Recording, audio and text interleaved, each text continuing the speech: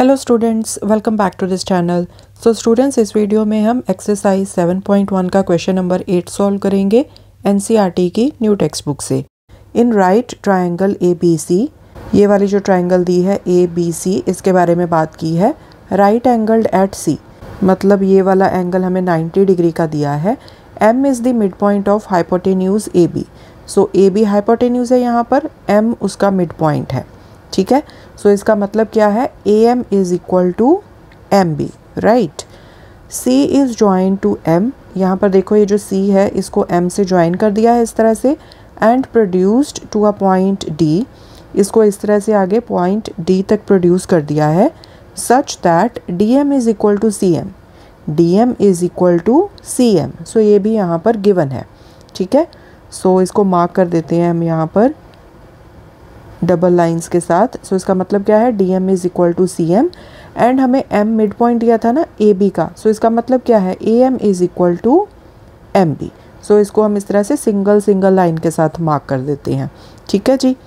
Point D is join to point B, अब D को B के साथ ज्वाइन कर दिया है इस तरह से। शो दैट, फर्स्ट पार्ट में आपने क्या शो करना है, ट्राइंगल AMC, ये वाली जो ट्राइंगल है triangle AMC is congruent to triangle BMD।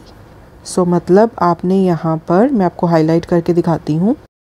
सो आपने इस ट्राइंगल को एंड इस ट्राइंगल को, इन दोनों ट्राइंगल्स को आपने कॉन्ग्रुएंट प्रूव करना है। ओके, तो स्टार्ट करते हैं हम।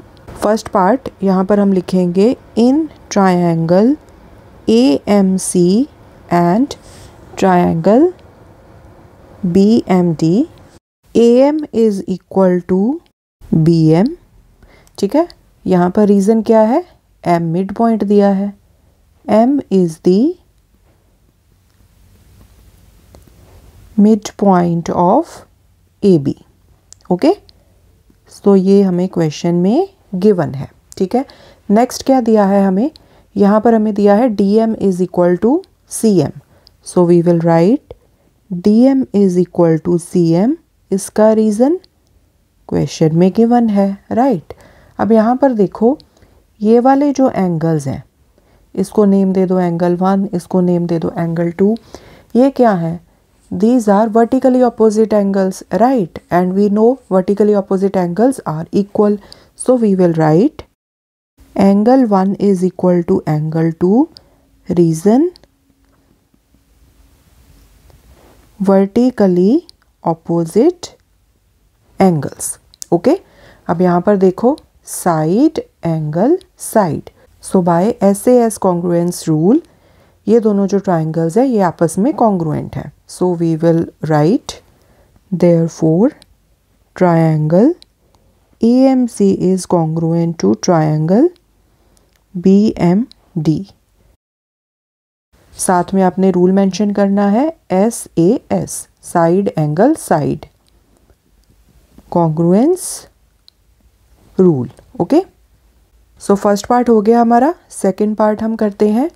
सेकंड पार्ट में उन्होंने पूछा है कि आपने शो करना है कि जो एंगल DBC है, एंगल DBC मतलब ये वाला angle, this is right angle.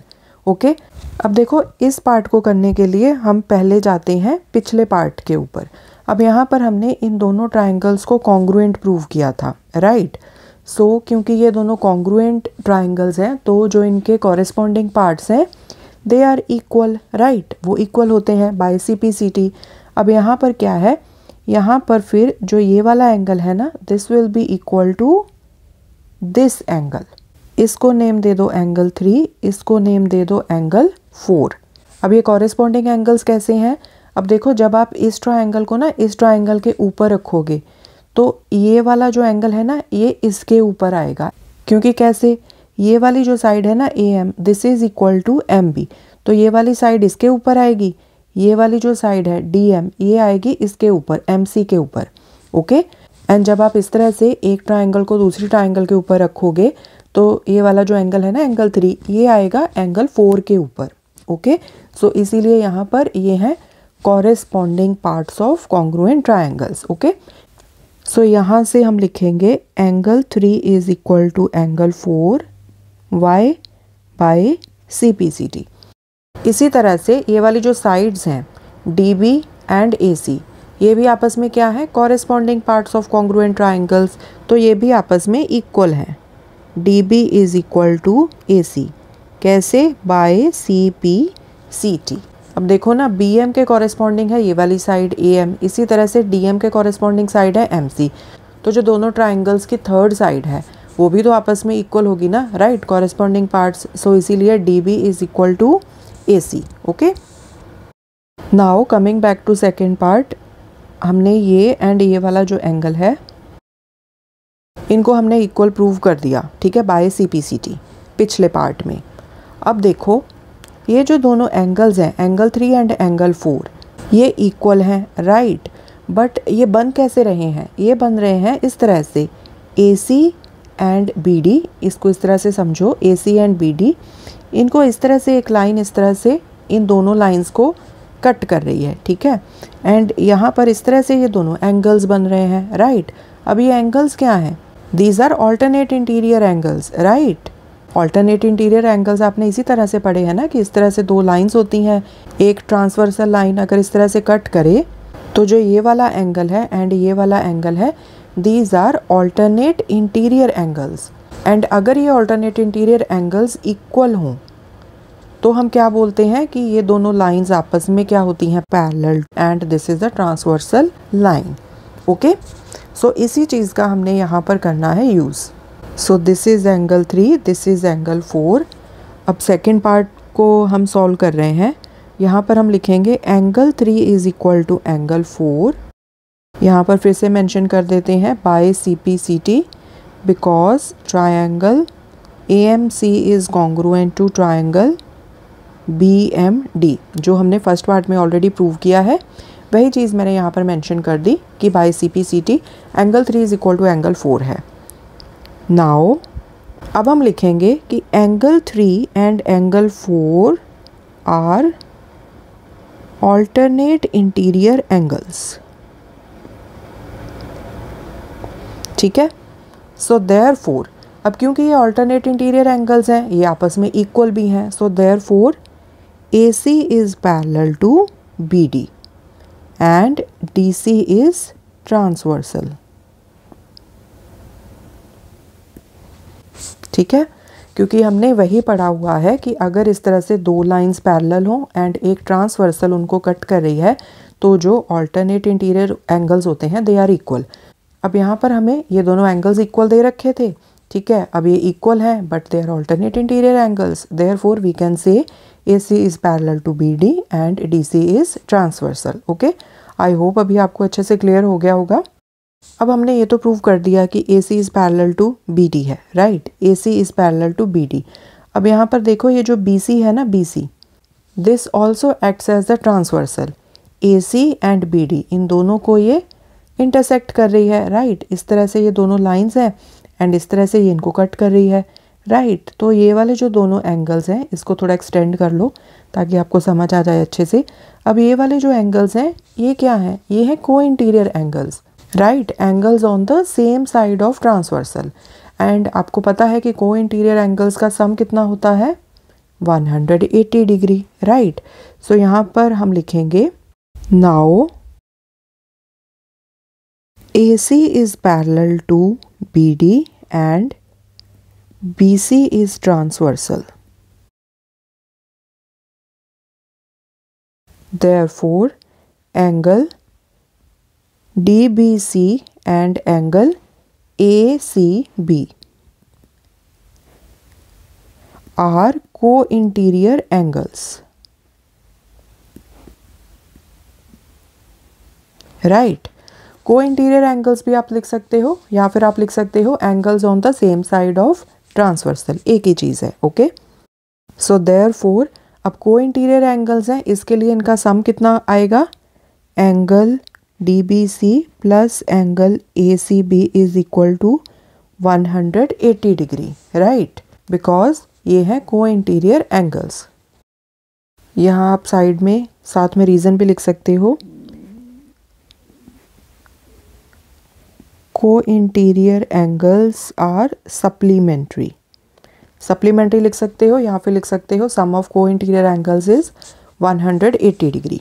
Okay, अब देखो ये वाला जो एंगल था, एंगल ACB, ये तो आपको 90 डिग्री का गिवन है, राइट। यहाँ पर लिखा हुआ था ना right angle at C, so we will write angle DBC plus 90 degree is equal to 180 degree. So angle DBC is equal to 180 degree minus 90 degree.